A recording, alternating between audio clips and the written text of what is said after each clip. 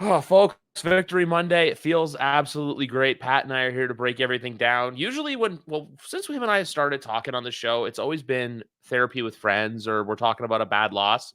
But for the first time in a very long time, we get to break down what was a great 16-10 win over the Cincinnati Bengals yesterday in the season opener. That's right. That's right, baby. um, One thing I want to point out that I feel like has been I started thinking about today, but I'm like, that'll be a problem down the road is two things. One, special teams still looks phenomenal on this roster. I Mhm. just love the fact how they just churn out special teams, just ballers. It goes from like Matthew Slater retires. Oh, who's next? Oh, Brendan Schooler just steps up and makes amazing plays. Yeah. And I think DeMarcus Covington is the DC that we all hoped he would be. It's the special teams thing is interesting Fair to say? because the special teams thing I think is so fascinating because you're right. Like they just seem to get these guys, and it's because they put a premium on it, right? And they develop those guys into good players. And of course, having Matthew Slater on the team doesn't hurt.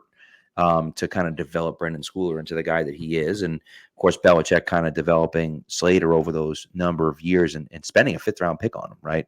Um, Almost unheard of, right, at the time when he did that. But, you know, I look at the rest of the operation. Joey Sly looked great. Looked like Yes. an actual competent NFL kicker, which is nice.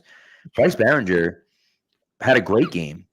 Was clearly the second best punter on the field, but had a great game. Their punter was incredible. It was absolutely Yeah. incredible. And it really is. Behringer had that opportunity. He was great. Behringer was great. Pinned them inside the 23 times, and so I was really happy to see that. And as far as Covington is concerned, I mean, him and AVP, they're in roles that they both have never done before. And, I mean, AVP was the offensive coordinator, so to speak, but he never actually called plays. And Covington was there and one of the guys, but again, didn't really call plays.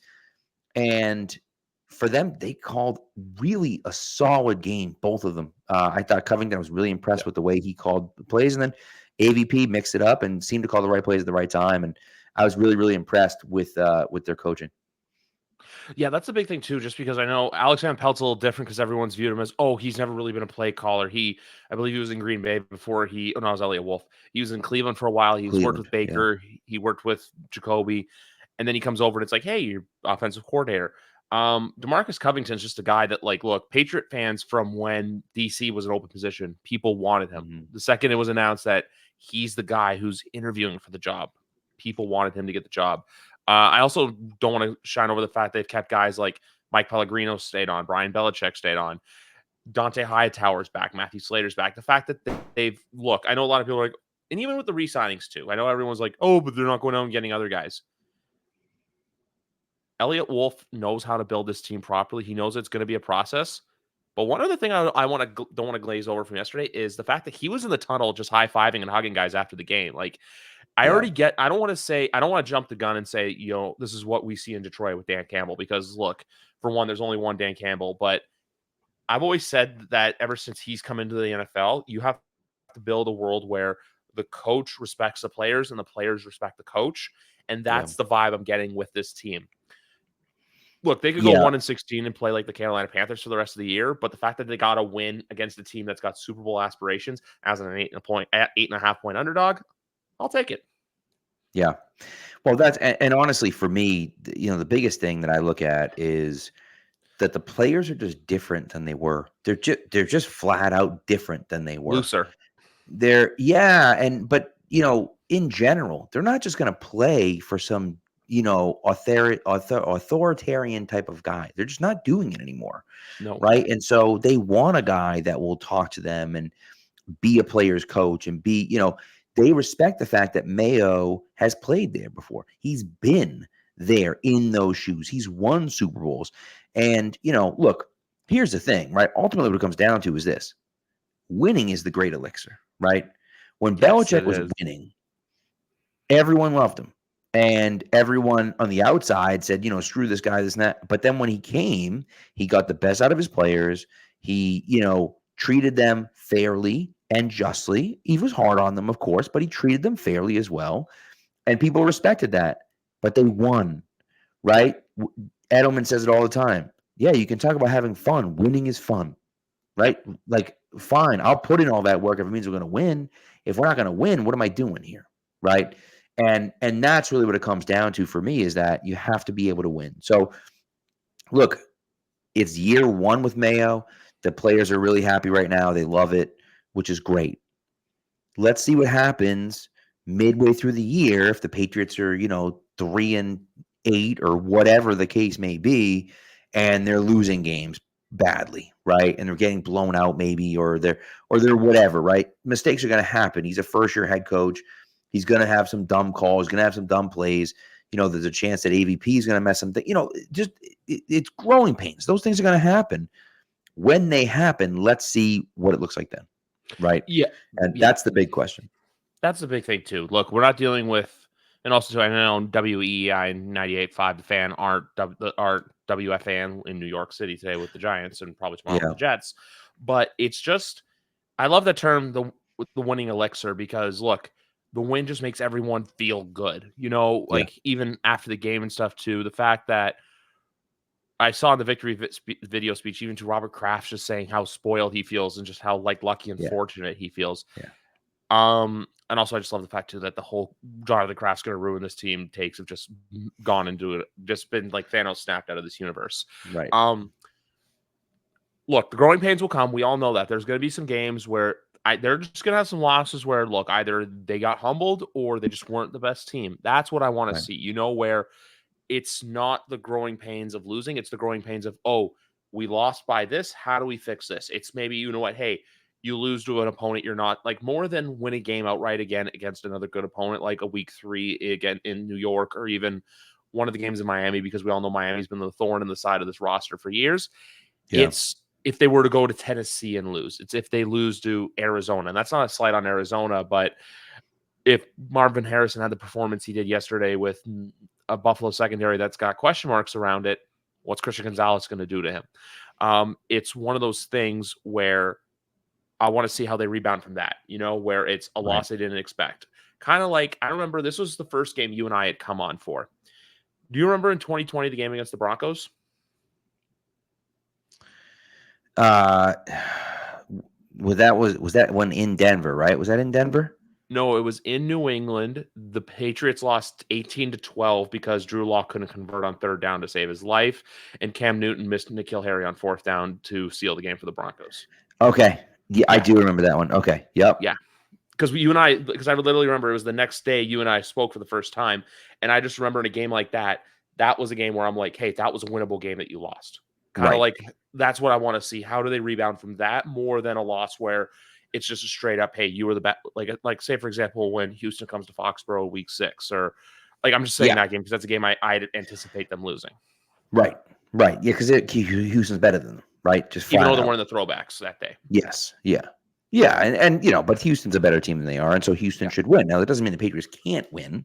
No. It just means Houston should win a game like that. And so, I think you're right. Like it's when we're feeling good about it. And really, honestly, next week, right? People feeling good about the Patriots. All of a sudden, hey, they played really well, and and so on and so forth, and they're better than we thought. And they go out at home and lay an egg against Seattle. Right? And again, I'm not saying that it's going to happen, but what if Seattle comes in and plays well, and the Patriots lose, 24-7? And now everyone sits there and says, Jesus, maybe the Patriots aren't that good, and they weren't able to move the ball on offense, and their defense, was a little stagnant. And so, it's like, when those things start happening, then it's now how do they respond, right? And that's the big question is how do they respond when things like that happen? And we won't know how they respond until things like that happen, right? Now, the thing is that because of the year it looks like it's going to be, we're going to find out what type of team this is, right? Because I expect that to happen, right? And so, how do they respond to those things? And so, look, I think I've said all along, I feel like what Mayo is doing and the way he's coaching them is working. Now, that doesn't mean it's going to show up on the field. That's not a shot at Bill Belichick. I still think Belichick is the greatest coach of all time, but it was time for a change. It was time for a change. Yeah. And the guys clearly felt that way too. I loved the little anecdote that, and I don't even know who gave it. I thought it was Reese, but I don't think it was someone else. But the little anecdote that, and maybe Mayo even said it this morning, that they weren't saying fourth quarter, they were saying take it to the hill, right? To talk about them running hills in camp and how important it was to them and how they felt like they were ready to go and prepared and in better shape than everyone else because they put the work in, right? And those are small things, but those things matter when you can set your guys up for success that way. That's the way it has to be. And listen, Bill said this all the time. Mayo said it the other day, last night too. Like, they're nothing. The coaches are nothing without the players, for sure. But if the coach doesn't set you up in the position to be successful, you're not going to be as good. And so they have to put you in that position. Now, you can be good in spite of the coaching, but the hope is that the coaching will make you better because they put you in those good positions. And, it seemed like, at least for one day, that Gerard Mayo and the rest of the coaching staff did that. And by the way, I did look it up while you were talking. It is Mark Daniels who's the one who had the run the hills, the quote that referred to running the hills. Yeah. Yeah. You know what? Like you say, Sunday, we don't know what could happen. That's because that's the thing with Sunday. That's another game too, because for as much as Seattle is a game that they can win, that's a game they could easily lose too. Because we saw what Seattle was very resilient. I was watching Red Zone in the 4:00 window, but I was keeping tabs on that game because they were going to it a bunch. Seattle's the kind of team where if Jacoby makes some errant passes, they're going to make you pay for it. Julian Love had a beautiful interception on Bo Nix, even though it was technically Bo's fault. The one thing I want to say about Jacoby, though, is the fact that yesterday, look, there was the one play where Logan Wilson just, hey, right up the middle, I'm going to come get you. It's the fact that he knew to throw it away. It's the fact that he has that veteran mindset to, hey, don't just chuck it up and say, hey, someone's going to be up there to get it, and boom, it's interception. No, it's, hey, just get that ball the hell out of bounds, and just take the sack. Don't do anything stupid. Get out of bounds that way. This year is all about, I know people have been calling it a rebuild. I've been listening to a lot of Pat's Interference and also your show too. And I know Callahan coined the phrase, this is the first year of a true rebuild. Part of me thinks yes and no, because I think that the fact that they have their rookie kind of helps speed it up. So it's not like the first year. I think it's like the year 1.5 to where it's like, hey, year one, look, there's going to be growing pains. You do what you can. Next year, you draft the position of right tackle because we saw, look, I know LA got jobbed or made fun of, hey, why didn't you take a wide receiver? They made the right pick in the first round, folks. That was like, we saw what happened, what Joe Alt did yesterday. Yep. Yeah, that man fed an all-pro his lunch. He's a beast. He's a beast. He's the guy, and I know Murph pounded the table about him, all spring. And I really liked it as well. I love Joe Alt. I thought Joe Alt would be a great player.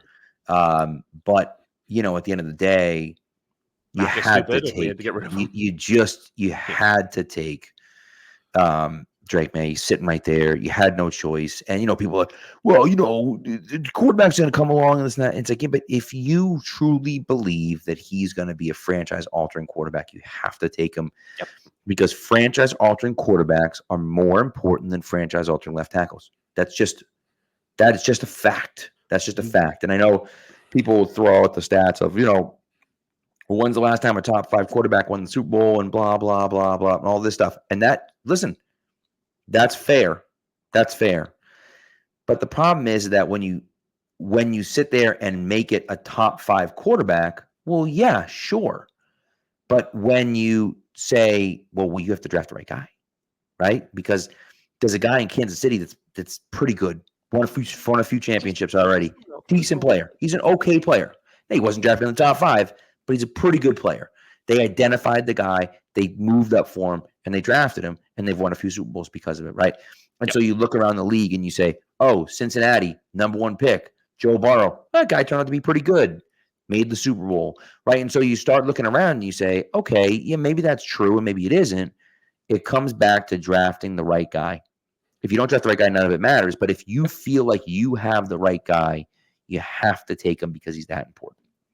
Yeah, because that's the big thing too with the Joe Alt pick. And also the other thing as well with that pick is that's a kind of pick of a player Jim Harbaugh and Joe this is the fun thing I found out is that it's pronounced Ortiz, but the H is silent in the front of his name. I've watched some Really? Chargers. Yeah. I watch some like ops. I go sometimes in the off season. I go through just various teams' YouTube channels and just like watch off season stuff. And I watch some stuff with it was like Joe Alt's like, hey, first day drafted. Like they show him getting drafted and he gets the private jet to the thing. And then it's just Joe Ortiz, but then it's with the H. That's the kind of pick, like, how we're saying that with the Patriots, Elliot Wolf is building the team he wants with all the players he wants, where everyone's like, oh, why'd you keep player X? Why'd you keep player Y? Folks, one of the players they signed yesterday, is probably the best player on this offense right now, without a doubt. Ramondre looked like his 2022 self. I was a little skeptical on him going into the year just because of the high ankle sprain, but this is a team that they believe in him. The other thing I want to say, too, is the fact that, look, guys like Austin Hooper played well and got open yesterday. Jalen Polk had a really good game yesterday. There's not one player you can look on that team and went, you know what, they had an off day. Even, like, look, defensively, that Christian Gonzalez quote of he was not getting a check, like he wasn't getting a new contract on me. Don't credit that to Christian Gonzalez. That wasn't a Christian Gonzalez quote. Who is it? It was someone. No, it was Godchow. I think it was Godchow. I don't know who it was behind him, but Gonzalez. It was during Gonzalez's interview. Yes, that's what it was. And someone was yelling behind him. He wasn't getting no contract on him. I think it was Godchow. I think it was Godchow. That sounds like something Godchow would say. I would say either Godchow or Bentley. It makes the most sense for those two guys. But and then number 99, like, my God, he was a player. I was like, he can have a coming out party now that Judon's gone, and my God, did he ever? He just he's the kind of, like, I don't want to say he's like that player yet in that like F the play up category. Like, we see like a TJ Watt can do, a Myles Garrett can do, not Max Crosby yesterday, Max Crosby, Aiden Hutchinson, but like he's showing that he's making the progressions to getting there. Right. And for the whole Belichick can't draft crowd, I don't know. Last year's draft, there's a lot of solid pieces. Like, I know Emmanuel Forbes is your guy, but thanks Washington for taking him. Well, Emmanuel Forbes is my guy because I pick a guy that should go in day 2. Yeah. You know what I mean? I liked Emmanuel Forbes on day Jones. 2. I didn't like Emmanuel Forbes at pick 16. over Christian Gonzalez, a guy who I had said was my CB1. I thought there was no chance that he would be there even at 14 when the Patriots drafted. Yeah. And so for him to have lasted all the way 17 is complete insanity. Complete insanity that they would have allowed something like that to happen. And so, the Keon White thing, he looked awesome. He's going to take some refinement and stuff, but he just bowling ball from him. He's just a bowling ball. You can't block him. He runs right through you. And when he develops those real pass rushing skills, yes, he's going to be unblockable, just completely unblockable. And so I'm excited to see his growth from there. And then, look, at the end of the day, I do think the last few years, look, the biggest thing with Belichick and his drafting is that it's been the big name guys. He hasn't hit on the big name guys. 2022, to trade back from 21, and at 21 goes Trent McDuffie, an all-pro corner. Yeah. At 27 goes Tyron Smith, right? Or Tyler Smith, a Pro Bowl tackle for the Cowboys. And then you draft Cole Strange at 29, a guard. Like, and again, and the biggest thing for me, and look, I wrote a whole article on Pat's Pulpit kind of detailing the last 5 years. And I just think when you look at all the mistakes that Belichick made, I think that the biggest one to me was the offensive line. You had Shaq Mason. You let him go for a 5th-round pick. You had Joe Thuney. You let him walk. You had Ted Karras. You let him walk. You created those holes. Even stupid stuff. But like, if you weren't going to sign Joe Thuney, why did you franchise him in 2020? Makes no sense, right? Let Thuney walk in 2020. You get a 3rd-round pick for Brady when he walks. You get another 3rd-round pick for Joe Thuney when he walks. And now you start 2021 with 2 extra 3rd-round picks. And that's something. But because you franchised him in 2020, he walks in 2021. You're spending a ton of money in 2021 in the free agency. Yep. You did. You get nothing back for Thuney, which is just like, what the hell are you doing? So he leaves, and then you have Mason and Ted Karras, and you let both of those guys walk.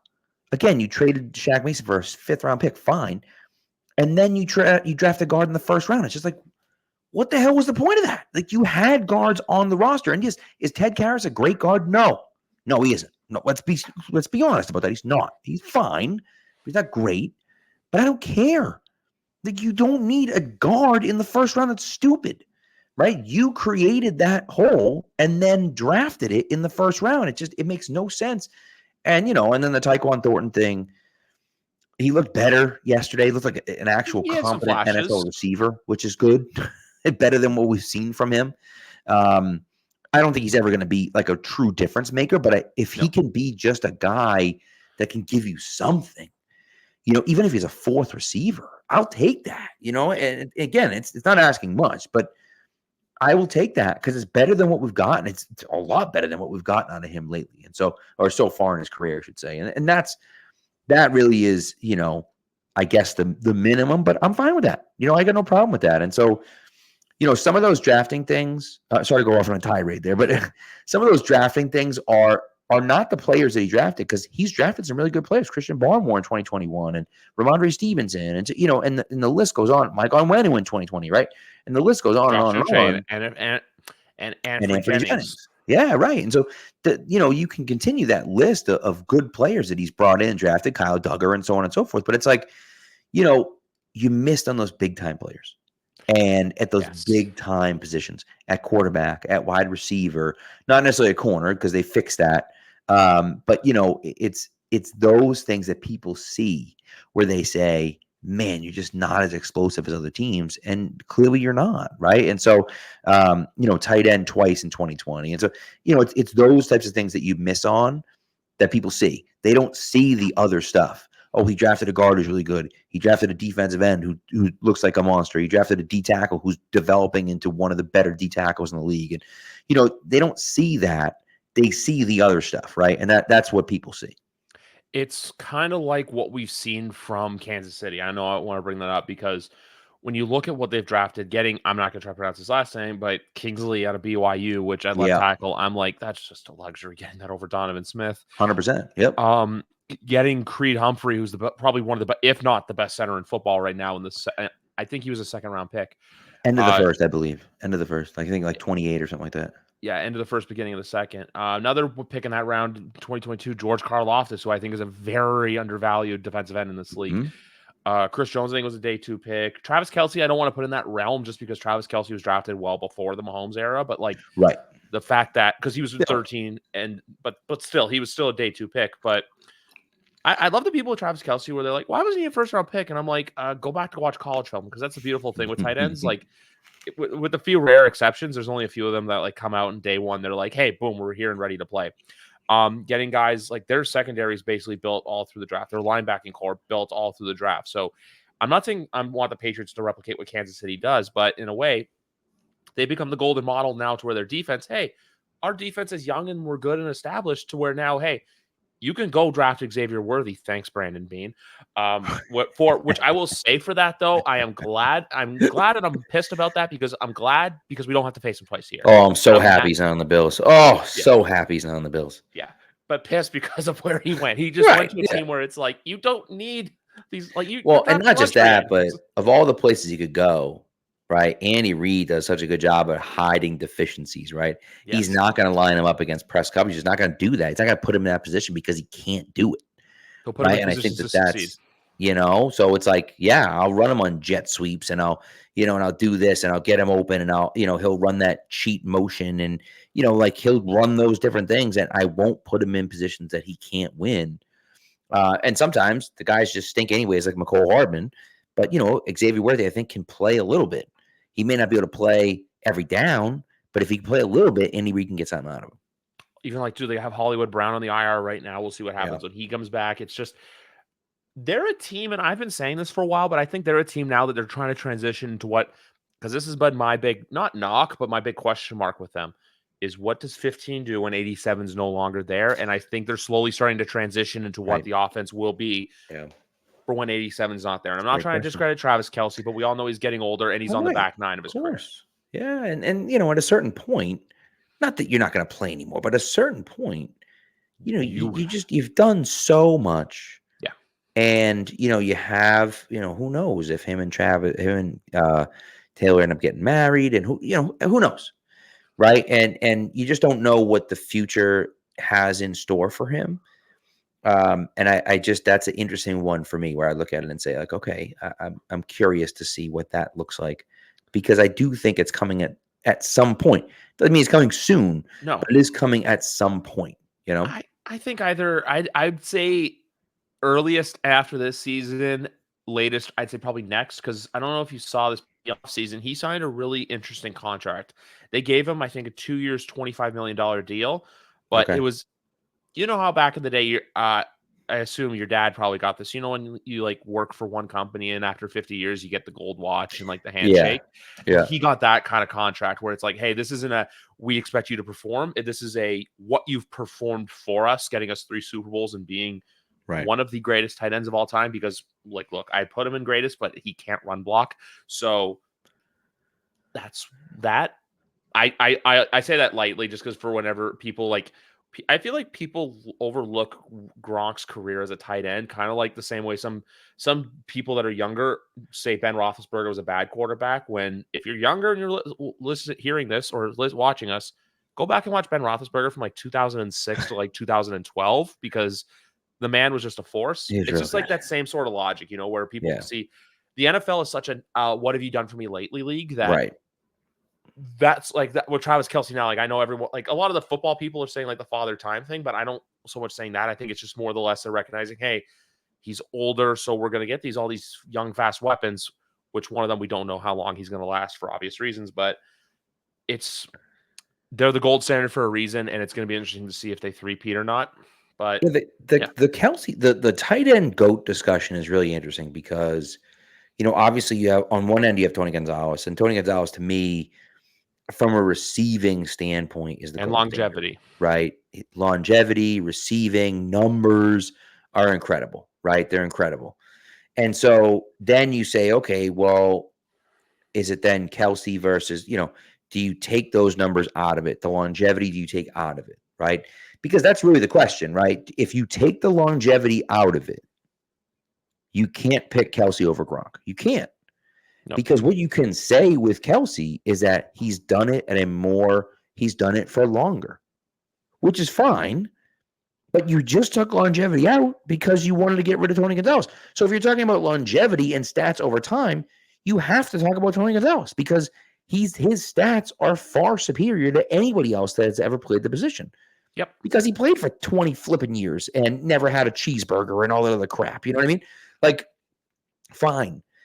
But to me, when you start to look at it and you say, okay, well, then what? Well, if you're talking about the most dominant tight end in one game or one season or 3 seasons, it has to be Gronk. It has to be, because he was a force of nature. He was just the most unstoppable player. He was as good as any wide receiver and as good as any left tackle. And he played at tight end, and he did it at the same time. So that to me is why, either you get rid of longevity or you don't. You can't have it both ways. And so I think Kelce has a strong argument for being one of the best. And I can see how he did it longer than Gronk. That's a good argument. yep. The problem is, if you're talking about longevity, it has to be Tony Gonzalez. And so like, then it becomes, all right, well, now Tony Gonzalez is the guy and not Travis Kelce, right? If you want to talk about longevity, it goes Gonzalez, Kelce, and then maybe Gronk, maybe Antonio Gates, depending on where you want to go from there, right? So, but it can't be Kelce. No. One other thing too. I'm brainfarting this right now, but there's one other thing I want. I don't mean to call Kansas City out for this, but I have something to say about them. All Having right. one long banner where you just unveil Super Bowl logos, it's not a good look. Like, I don't know why they did this whole thing on the field where it's like, we're gonna have this, and then I feel like out of any Super Bowl representation, it's just kind of funny how it's like, here's Chad Henne to celebrate Super Bowl 57, where it's just like, cool. Like, because like I remember when the Patriots would do it, it'd be like, okay, here's Ty Law for 36. Here's Dion, here's Ty Law, here's Dion Branch. Like, you're bringing out like these big guys who were big contributors, but then there's just here's Chad Henne. But then they have these like really cool banners for like all their other ones. But then the one they hang in the stadium's just this like long thing that you unveil. It's like their Super Bowl like banner unveilings have been like the most underwhelming things in the world for teams Yeah. for a team that's won 3 and 5 years. Right. That is a little strange. And it's all about how you do it in perspective and all that stuff. But like, yeah, give me a real banner. You know what I mean? Like you earned that thing. Give me a damn banner. You know what I mean? Yeah, you have to. They're individual accomplishments. They're not just one accomplishment. I understand they went 50 years between winning 1 and 2, but that's just one thing I remember it from last year. I'm just like, okay, guys, like, get on with it. Right. The one thing I've been saying with them with the three-peat is just, I think eventually it's like I know everyone's saying like, oh, they're gonna do this, but like, I think there's a big difference between doing it and what if they come short, and I mean not even get to the Super Bowl. I feel like people in the NFL, they're gonna malfunction because like what happens when Kendrick Lamar is calling Drake a pedophile at the Super Bowl and Patrick Mahomes isn't in the locker room getting his stuff ready, Right. Which that's another one. And I want to talk about that one for a second with the Kendrick stuff because everyone's saying, oh, it should have been Lil Wayne to New Orleans. The NFL doesn't care about like where they are or who's performing. It's all about getting a person who's the biggest stars in the world because they know they're going to tune in and they're going to make money. It's like up here in Canada this year. The Grey Cup halftime shows the Jonas Brothers. Are they a crowd? Yeah. And is it a big popular crowd with Canadian football? No, because most Canadian football fans are over the age of 60. But they know that there's a demographic of crowd that they could bring in that are going to watch the show that's just going to drive up ratings and drive up ticket sales. Super Bowl doesn't have to worry about that because it's a corporate event, but it's all about the TV numbers. That's why this league was able to survive during the pandemic when a lot of leagues like the NHL are still sort of recovering. Right. Well, great point. And the other part of it as well is that the majority of the time, and I think almost all the time, the artist is the one paying the NFL to play, right? Because the bump that they get is so massive that it's worth it for them financially to play. I will pay you because my sales are going to go through the roof. And a guy like Kendrick Lamar is probably going to go on tour. Now, not that Kendrick Lamar wasn't going to sell at his tour anyways, but now you're talking about he goes on tour right after that. Hello, those sales go up crazy. And all of a sudden he's getting, millions and millions of streams on his songs. And, he's making money hand over fist. Right. And so, I mean, look, I just think relevancy wise, he is like the most newly relevant guy. And so that to me is an interesting one. So, I don't mind it. There's also with the Super Bowl, there's one really weird conspiracy theory I have about this year's Super Bowl and the Patriots. Okay. So this year's Super Bowl is 59. Yep. 2025. 2005 and 2015, who was the winner of the Super Bowl in those years? 05 and 15. 05 was the Steelers. So no, not 2005, like the one that was played in 2005. The one that was played in 05. Oh, so the Patriots in both of those. Got it. So my goofy conspiracy theory is, oh, I see what you're saying. Yeah, so it's like every 10 years, it's like every 10 years the Patriots win. Yeah, it's like my goofy conspiracy theory of like, and this is the first time I'm making it public on the podcast, which some people out there are going to call me just crazy and insane, but like, it was just something I was thinking about where I'm like, I wonder if, but no, in all reality, no, it's a silly little joke just because it's Imagine. Like Patriots go from worst to first. Yeah. Which, if you want to see, I'm sorry, but for as arrogant as we've been throughout 28-3. Oh, I'd be nobody could ever talk to me ever again. If you were a fan of any other team, you could never talk to me ever again. You could never, don't even speak to me. Don't even exist in my, like, this is my bubble. This is my oxygen bubble. Don't even take my oxygen if you root for another team. Like, you can't even come near me. Like, stay within 6 feet of me. This podcast literally would become just like I'd only probably do you and I, and then I'd bring in Sophie and McGarvin, and just be the four of us every time, just like the rest of the year, just internally. Imagine being a fan of anyone else. Yeah. Because that's the thing though. Literally, if like I'm not even saying this year, like I'm even saying like if they were to win another one in like 10 years from now, right? Rejoice in it because like. And here's the thing too, I did this as well, and shout out Greg from Cover One, but I had him coin the term of the phrase where it's just like, you guys had your 20 years of fun. You're now the rodeo clowns, but I'm not, like I said with this year, going back to the Pats, I don't expect them to finish in first, second, or third. I still expect them to finish in fourth. All I care about for this season, and because obviously, like Pat, so folks, Pat was supposed to be on the preview show, but he was doing his own preview show that night, so that's why Squad Goals was holding it down. But Pat's got to join. Pat will join the three of us at some point.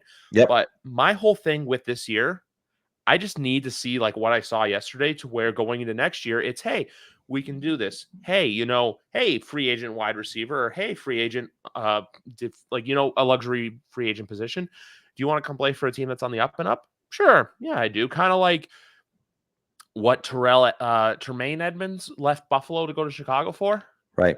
Yeah. So where it's like one of those things where it's like, oh, hey, you want to do this? No longer I can do CeeDee Lamb because he got paid, but like Jamar, the Chase and Higgins situation is just silly. But I know a mess.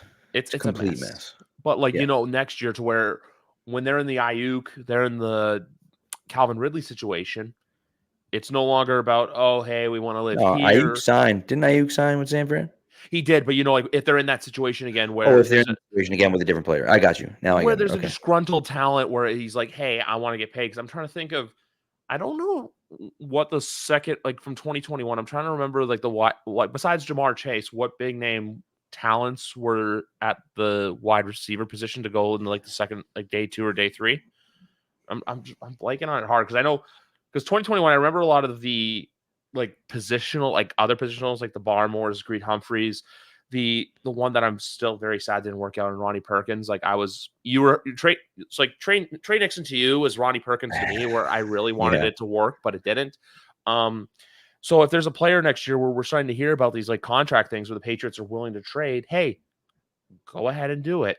Right. If you want a team to come up that, Dion demands his boys go to, hey, you can trade back and basically do what the Bears did in 2023. I'd be more than happy with that if they end up with the 3rd overall pick again and they have a chance to move back to 8 or 9. Like, like say if it's Vegas in that position or Atlanta again, just because that's, I think, where they were picking last year. Even I'm trying to think of who was the 9th, like the Broncos. Say if a team like that is knocking, right, like a quarterback needy team, Raiders probably. Because look, good Lord. Because if a team like that is like, hey, there's a court, they probably be, if they play like they did yesterday. They might have the number 1 pick. So, oh no, that's Carolina. Fair, it's a fair point. Which for as bad as Dan Snyder was, David Tepper might be or probably is worse because it's surprising to see with him chiming that we don't want mediocrity, yet your team hasn't even reached mediocrity in the 6 years you've been owner. What's insane to me is that you went from Jerry Richardson, right, who was doing casual Fridays and sexually harassing all of his underlings, like pervert, to David Tepper, who just seems like such a terrible owner and jackass. It's just like, what the hell, dude? What are they doing down there? You know what I mean? It's crazy. Well, it's kind of funny though, because I don't know if you know this or not, but you know how Haslam's used to be had a stake in the Steelers before they bought the Browns? Yeah. David Tepper one time had a minority stake in the Pittsburgh Steelers. Obviously the Rooney family owns it, but they have other investors. So Tepper was an owner there. But David Tepper's the kind of guy that when his like an enemy of his sold the house, he literally bought the house just to knock it down and build another one up. He's the guy last year that in Jacksonville, when fans were chirping him, he literally tossed his drink at them. Like, oh yeah, I remember. They're a team in such a position right now where their defense doesn't look good. Their quarterback has not made any progress, and they're a mess. He fired people because they made the wrong pick because he so wanted Bryce Young. Here's the thing with hypotheticals, how I know everyone's saying he's going to regret Bryce Young over Stroud. There's no guarantee that CJ Stroud's the CJ Stroud we see in Houston and Carolina. It's the same. It's like 2017. The same people that say, "Oh, if Mahomes was a Jet or if Mahomes went to the Browns that year." No, it's not the same. Mahomes goes to any other situation. He is not what we see right now. He goes to he's the New York Jets in 2017. Bob Kiss. The only other, I think, hypothetical of if Mahomes would be the Mahomes he is now would be if he had gone to the Saints, because they added Alvin Kamara that year as well. And they already had Michael Thomas, and they literally almost went to the They were NFC nasty. Championship game that year. So there's a Yeah, chance. Yeah, you know, it's one of those things, man. And you look at the two trades. I love them and hate them. Yeah. You look at the two trades, really. I think two of the worst trades I've ever seen Yep. happened, I believe in back-to-back years. You had the Deshaun Watson trade, Oh, which good Lord. like absolutely no idea what they were doing. That never made sense. He was such like he was a villain. He was a villain in Houston. And you trade all of that in 2022, right? And you just look at it and just think, what the hell are you doing? Why would you ever trade for that guy? And it never made any sense. That one was awful. Then, of course, they paid him through the nose, Fully right? guaranteed.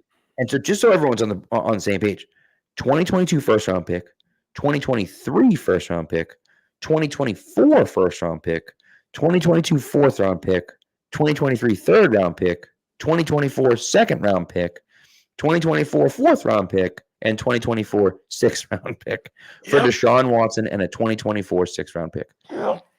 That is absolutely incredible. And then to follow it up with giving him that monster contract, right? So you have both of those. You have that trade, which is could be the worst trade ever. Yes. Combined with the contract, I think you could certainly make the argument it is the worst trade ever. And then you have the Bryce Young trade. And, and Bryce Young is young still. He is young still. But, I know. But, it looks worse and worse and worse and worse and worse and worse and worse as it goes. So here's what happened. The Panthers get the number 1 pick. The Bears get the first round pick, number 9. Darnell Wright. Okay. Their second round pick, number 61. Those were set. Stevenson, who had a pick 6 yesterday. Yep. Their 2024 first round pick, which turns into the number 1 pick overall. And their 2025 second round pick. Oh, and DJ Moore. So you gave up 2 first round. Well, you moved up 8 spots. You gave up a second round pick, which is 61. You gave up a first round pick and then another second round pick and the best player in your offense. Yep. To move up and draft a quarterback, and he stinks. I mean, he just stinks. And so that it's so bad. And, both of those franchises have just put their team so far behind the 8 ball. And it really I'm looking around like, man, this is bad for both of those franchises. And so both of those teams, and I think they both are in competition for the worst trade of all time. The Herschel Walker one, a lot of people argue is the worst trade of all time. At least Herschel Walker is an actual player.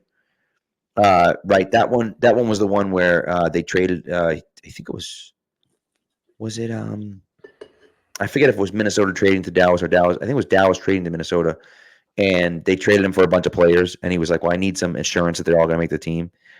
And the guy was like, all right, well, we'll put a draft pick on each of these players. And they just cut all the players and took all the draft picks. It's just such a genius move, but it's just so rude to do that, but like, hey, if you're going to allow me to do it, sure, I'll do it. They just cut every single one of the guys and got like a first, 2 firsts, and it was ridiculous. So, but at least Herschel Walker was like a player. Yeah. Like, these guys are terrible. I mean, Deshaun Watson looks like the worst quarterback in the entire league. He looks like the worst quarterback in the league right now, and he's getting paid a ridiculous amount of money. So I know you're an AWL like myself, but I know their recurring guest, that John Fanta video just basically so good encapsulated the line where he's like, the sun's shining, but it shouldn't be. It killed me. Oh, as Jake Mooney hits, that's a doink that goes in. Which I know San Francisco's really good, but I'm just glad the Jets aren't winning this game, because I was just ready for some goofy takes of like they're going to the Super Bowl. Like, it's so good. It's so good. And once again, the Jets are in last place in the AFC East. You love to see it. Might only be for this week, but they're in last place in the AFC East. And for now, we can gloat. We can gloat. We got we got our week 1 win. Yep. Going back to week 1 though, I want to go offside the Patriots because one thing I want to bring up before we go into hand, but the more I see it, the more I don't know if it's me getting older, if it's just me realizing it's stupid, but seeing what happened in the crowd at the Chargers Raiders game yesterday with all just the fists being thrown and all the fights going on, I'm just like, it's not worth it. Like, you don't do anything. You have to go back to your job tomorrow with like a black eye or like marks in your face, basically explaining, yeah, I had to throw punches with a person because they were wearing a jersey of a team I didn't like. Like, it's just like when I went to Foxborough, I didn't see a single one. There may have been stuff to go down, but like I obviously was a Patriots fan, but like I feel like Lions fans didn't feel safe at any point. No, look, I mean, I think to me, what it comes down to is that people are just out there looking for trouble, right? They're out there looking for trouble, and I think more so than ever. I don't know if people are upset, if people, I'm not sure why, but people are out there looking for trouble. And if you're looking for trouble, trouble's going to find you, right? And so that becomes a situation where people just say, no, I don't care. I want to fight tonight, or I want to do this. And I don't get it. I don't understand that mentality. I've never understood that mentality. I've actually never been in a fight in my life. And it just doesn't make any sense to me. And so I look at it and just say, like, what are we doing? Yeah. What's the purpose behind this? And like you said, it's not even your game. No. You're a fan at a game. You're not playing. Your team, the team that you cheer for, is playing.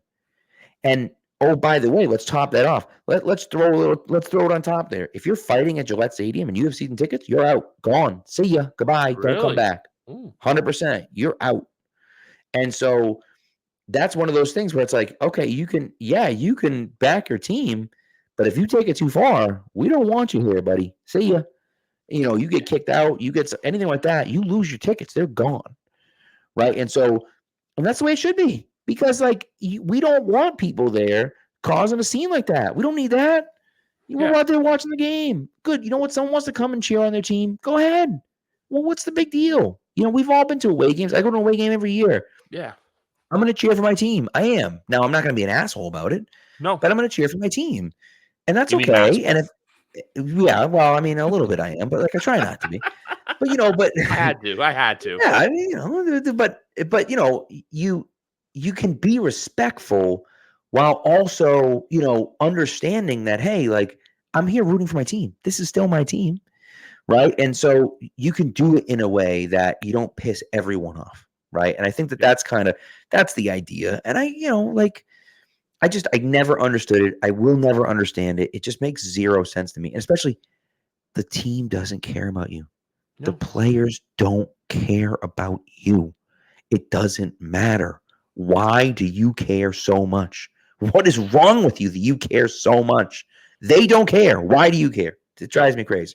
Like, do you think that if two Jets fans and two Niners fans tonight throw hands, George Kittle and Sauce Gardner are going to throw hands after the game? No, they're going to dap each other up and wish them good game, even though 100%. They just tried to kill each other. It's like it's like watching boxing or UFC. Like, after the fight, the guys always like go out there and they do that. It's part of a sport. It's a part of football culture that I think needs to be seen away with, just because at the end of the day, the people are there to enjoy a game. Like, you don't want, like, because that's the thing with me too. Like, I've always wanted to go to away games. Like, I think I've told you about this, but I'm flirting with the idea of going to see the Pats in Buffalo in December because it's my birthday weekend. You did say that, yeah. But I feel like now that if I hear Patriots suck, I'm not going to go like, oh, like F you and everything like that. I'll just go, yep, I know, we've had our fun. Like, but I think too, like there's a certain, listen, I've been to a bunch of different stadiums, but I was at Yankee Stadium. A buddy of mine went to Yankee Stadium for something and had an extra ticket. He was like, hey, you want to come? And I'm like, yeah, sure. Yeah. Well, they're playing the Orioles. Oh. The Yankees are. So I went with my Dustin Pedroia Red Sox jersey on and my Patriots hat. Like, what the heck? You know what I mean? And a few people said a few different things here and there. And, people were kind of giving me crap. And some guy was wearing a Boston hat. And one guy was like, Boston sucks. And he's like chanting at him. And one guy's like looking at me and I'm like, oh, shut up. Don't say anything. I'm just messing with him. I don't care. But but it was funny, And then like, there was this, like, I remember we're walking out of the stadium and then there's this like little league kid who's wearing like, a Rays. He's wearing like a Devil Rays shirt because it's like his Little League uniform. Yeah. He's like, man, what are you doing wearing that Red Sox? No, he's like giving me all sorts of crap, but I'm just laughing. Like, he's like a little kid. But it's those things can be fun, and there's nothing wrong with that. Like, we can give each other crap back and forth. That's fine. Yeah. It's when it becomes an issue, right? Yeah. Everyone's feelings gets hurt, and it's like, come on, like your feelings don't have to get hurt. It's fine, and I think what happens, right, especially, you think, from a Raiders perspective, I thought my team was going to be good. I thought your team was going to suck. And turns out my team's the one that sucks and your team looked good. You know what I mean? And now I'm pissed about it. And it's like, dude, grow up, would you? Like, it's silly. It's silly. But, that's the way people are, unfortunately. It's just the way it is. It's just like I said, like when you see videos of people like literally jumping over people and like you see like I saw such hard like it's just like blood rushing down their head. Like imagine like you're in your own stadium, you have to worry about away fans coming in. Like even next year too, like I think I told you about this, but my wife and I are already talking, and like as long as it works out, her and I are probably gonna go see the Pats play in New Orleans just so we can go get a weekend in New Orleans. Mm-hmm. And that's a city where I feel like it's gonna get overrun with Pats fans to where I don't have to worry about anything. So it's just like I remember I was down there in 2019 for Saints Bucks game, and even that's two division rivals. And the bar afterwards, it was like, hey, we're friends with you. Like we could be friends again, Tampa, because we beat you today. So it's just like the fun, like when it's fun, playful jostling. Even here, like how you and we've corresponded with Bills people, Dolphins people, Jets people. Yeah, I would never fight any of them. Some of these people have become my friends, and we just cheer for different football teams. That's right. all. Yeah, and as long as people are being nice and respectful, it doesn't matter. It really doesn't. Yeah. And you know what? If someone's not being respectful, move on. Move on with your day. What are we gonna do? It's so funny. I mean, you see the Tyreek Hill video from yesterday. Yeah. And I just think about me as a teacher, right? And I walk in a classroom, and some kids are respectful, and some kids are rude, and some kids are nice, and some kids don't care, and it's like, okay, but I'm the adult. Like, I'm in charge here, right? I set the tone for how things are going to be, right? And so if I set the tone for you and you're not listening to me, or you're being rude and disrespectful, I can go one of two ways. I can either de-escalate the situation, or I can escalate the situation. And I don't understand why there's such a rush to escalate every situation. It makes no sense to me. If I can de-escalate, say, okay, kid's not listening, kid's not paying, okay, fine. Kid gives me attitude. Okay, now what? What? Yeah. Oh, I'm a big tough guy. Like, why? What are we doing, dude? Like Tyreek Hill puts his window up. Okay, I don't want his window up. I get it. I know why you don't want his window up. I understand that. I get it, right? It's not safe, all that stuff. It's Tyreek Hill. He's a mile from the stadium. There's Dolphins fans everywhere. Yeah. Everyone and their mom is driving by. He's got his window down. Everyone can see it's Tyreek Hill, right? He doesn't want to put his window down, and I don't blame him for that. Now, was there a miscommunication there? Should he have said, hey, look, I'm a mile from the stadium. I'm a Dolphins player. I'm just going to put my window up because I don't want everyone seeing me here. Yeah, he could have done that. He didn't, but he could have done that. But like that guy, instead of banging on his window and then pulling him out of the car and throwing him in handcuffs when he was getting out of the car like they asked him to, he could have communicated the situation better as well. And so that becomes that situation where you look at it and just say like, man, what are we doing? And then that same damn cop, right? And because this is the attitude, that same cop walks over to Jonnu Smith. The other cop says, "You're free. Just go. You're fine." And he's like, Calais Campbell. Was it Clay? I thought it was Jonnu Smith, but no, maybe it was Calais Campbell. Okay, so ultimate man of the year, Calais Campbell. Right. So the other cop's like, "Hey, you ready? You're good to go. You're fine. Just go." Right? And he's like, "No, give me your thing. I'm arresting you right now." It's like, what are you doing, dude? Like, we've already handled the situation's already handled. Like, you don't need to escalate it anymore. That it's already been escalated, and we just have and it's not just in America. It's not just in society. It's a way that we're wired. Yeah. Instead of de-escalating situations, we have this need to show that we're more powerful and we're the manly, tough guys, and we're going to escalate this situation and no one's going to get the better. And it's like, dude, what are we doing, dude? Just like take care of it and move on. It's not a big deal. And that, unfortunately, that's one of those things, and it happens far too often. It doesn't happen just for cops. It happens with everyone. And that's the frustrating thing when you see that. And it's just like, It's unnecessary, right? And that's what leads to fights in the stadium, and someone pulls a gun or a knife, someone's dead, and it's like, for what? For what? For watching Like football, for liking it's football. right. You had that situation, what, a few years ago? Was it after the Dodgers game, where they beat that guy to death? And it's like, what are you doing? Like, Yeah. it's Happened in I think it Gillette was last year Dodgers against Rangers, Miami. right, right, and it's just, come on. That's the stuff that I can't understand it. I can't get behind it, and I don't know if it's the way we're teaching people, if it's what, but like, it drives me crazy. It's just that alpha male mentality where it's like, look, you can like talk to people without getting violent, but it's just, I feel like it's just something that's always going to be around in the NFL. But like the fact that people are videoing it too instead of just trying to like just ignore it when it happens, because if you put attention on it, it's going to keep happening. Right. To shift gears before we sign off for Yes. today, from yesterday's action, I'm going to ask you, it's kind of like a 3-part question. I wanted to know if there was anyone who surprised you in a good way, if there's a team that surprised you in a bad way, and if there's just a team out there that, you know what, you were like, hey, they all basically the Dennis Green of the week, where a team, they are who we thought they were. Well, I'll tell you, the team that surprised me in a bad way is the Panthers, and it's like the Panthers are bad, okay, but I just thought, okay, you got a new head coach.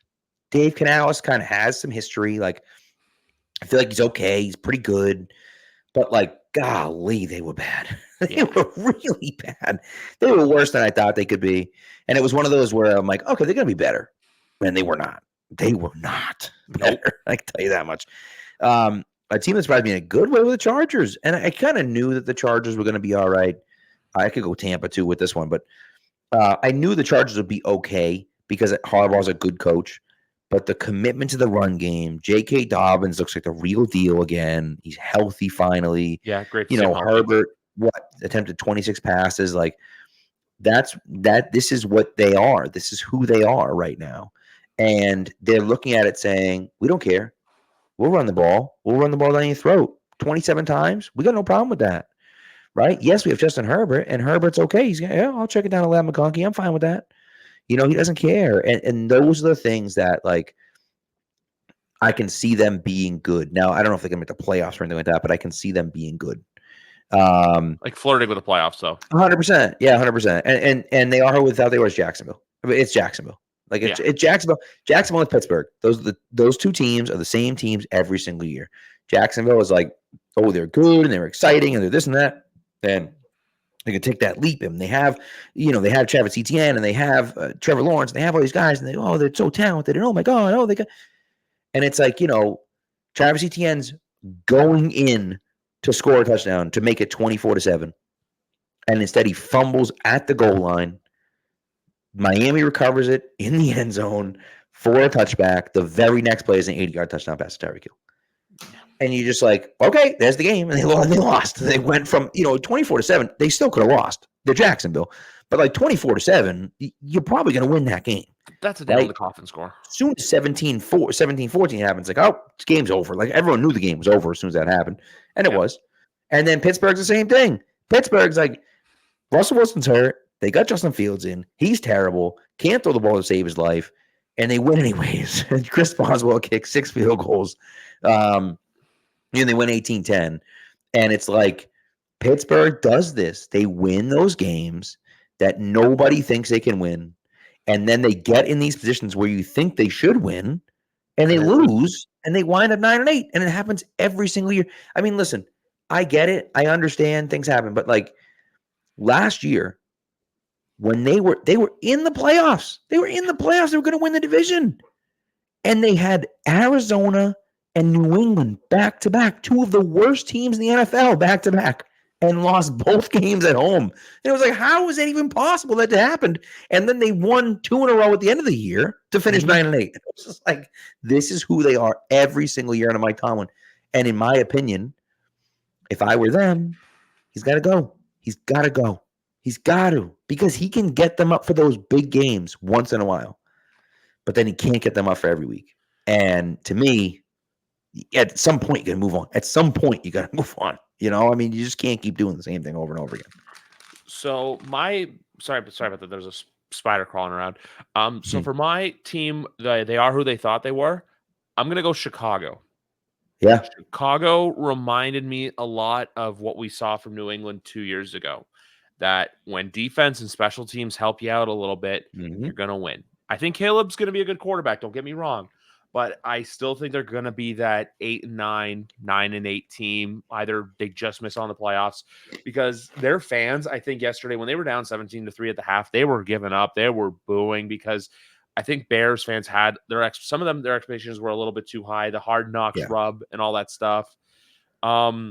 Surprised me in a bad way. I'm going to go New York. I'm sorry. In a make or break year, when Yeah. you have a quarterback like Daniel Bad. Jones, that Andrew Van Ginkel pick six is inexcusable. I don't care who's a quarterback.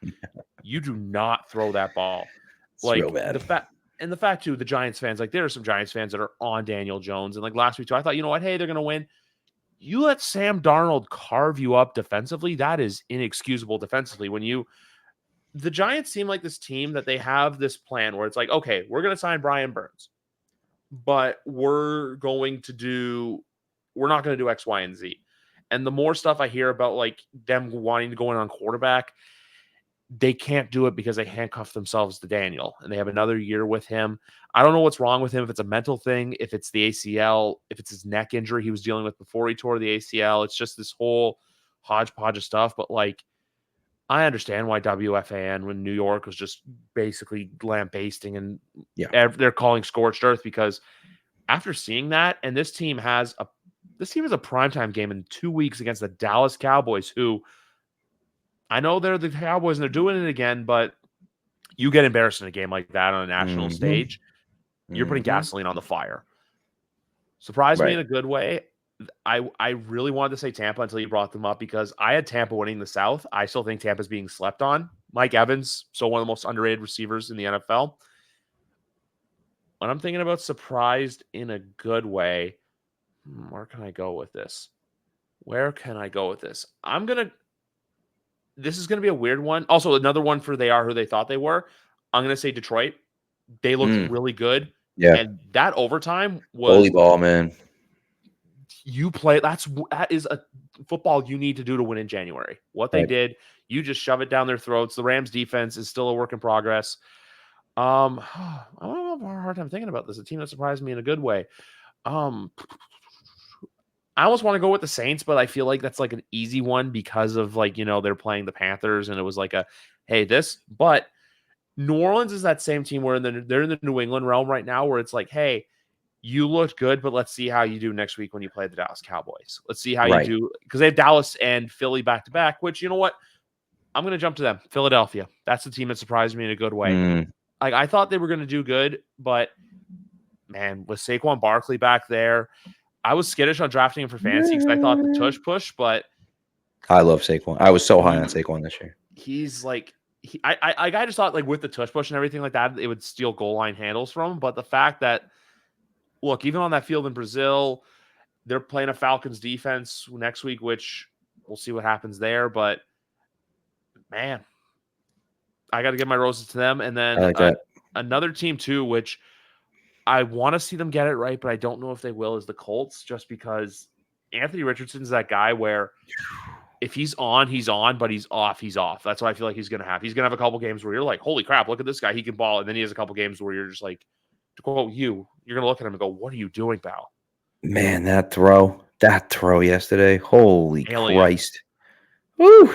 I don't know how. I no idea how he did it. No clue how he did it. My goodness.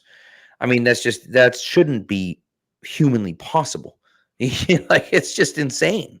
The fact that's even possible. And so, but again, it's hey, I mean, here they are. I don't know. I don't know how I feel about it. But anyways, that's an interesting one to me. Him, Yeah. or them, I should say. But I mean, look, I just thought that I thought they handled their business against the Packers. I think the Packers are a good team. I thought they handled their business against them. That's a good one. I like that one for surprise in a good way. Yeah. And then the only other, I don't want to say surprise in a good way, but they are who they thought they were to me, is Josh Allen. I'm sorry. I know for all the flack he took this offseason, he's going to go out there and put his team on his back. And I said this. Mhm. I think this is his best shot to win an MVP, honestly. Oh yeah, for He's got a sure. lot of, because he is I know he's a rival of ours, but he literally is the quarterback where everyone is super quick. If he screws up, everyone's quick to tear him down, but they are so fast to give him his roses immediately after. Yeah. Oh yeah. Yeah, and I mean he's a real good player. He's a real good player. You know. Which, before we go, Thursday Night Football, want to ask you, Buffalo or Miami? If you had to make a pick, who would you go with? Buffalo. Yeah. Is it in Miami or in It, Buffalo? I think it's in it's Miami, isn't it? it's in Miami. Yeah. Yeah. But it's a night game. During the day, I would say Miami. I'm gonna say Buffalo only because they kind of squeaked out one. I mean, they both squeaked out wins, but I just think Buffalo. It's a tough choice, honestly, but I just think Buffalo is the better team. I just think they're better. Miami, I'm just not as high on Miami. Again, could be wrong, but I'm just not as high on Miami. Miami is just a team they'll do what they have to do to win. Miami will beat the teams they should beat, but they're going to lose to the teams that are probably either at their level or above their level. And also with the two opponents they're playing yesterday, Jacksonville did what they did. Arizona's going to be a really fun team with a really bad defense this year. Yes, that's correct. Yeah. If you want to bet overs, Arizona Cardinals is the overs to take. That's correct. That's correct. Unders for the Patriots, overs for the Cardinals. Yes, which I will tell people right now, Sunday, take the under. Take the under for Patriots. Oh, 100%. 100%. I'm taking the under on that one. And I did the same thing this week. This week I cashed in a few bets. A few ones I loved the over on receiving yards for Taekwon, but then I parlayed it with a receiving touchdown for Taekwon, which was stupid. But the over hit easy. But like the under, I took the points on the under. Like it's a no-brainer. They're just giving money away if that's the case. Prize picks, Ramondre was like at 12.5, more or less 12.5 carries. Like, you kidding me? More or less 12.5 carries. That's easy. You're giving me money if that's the case. So yeah, that was an obvious one to me. And a few here and there, but the Patriots, I think, yeah, 100%. I'm just going straight up. I'm picking the under every single time. You have to do it. And with Arizona, unless they're playing a team with a really good defense, always take their over. Yeah, agreed. It was like my one bet yesterday. I didn't have to worry about sweating out or anything like that, even though I got let down by it because I thought the Colts were going to beat the Texans. But anyway, guys, 310 episodes are in the bag. 311 and 312 are coming later this week. So we'll see you then. For Pat Lane, I'm Griff. Enjoy your Victory Monday, Pats fans, because we don't know how many more of these we're going to get. That's right, baby.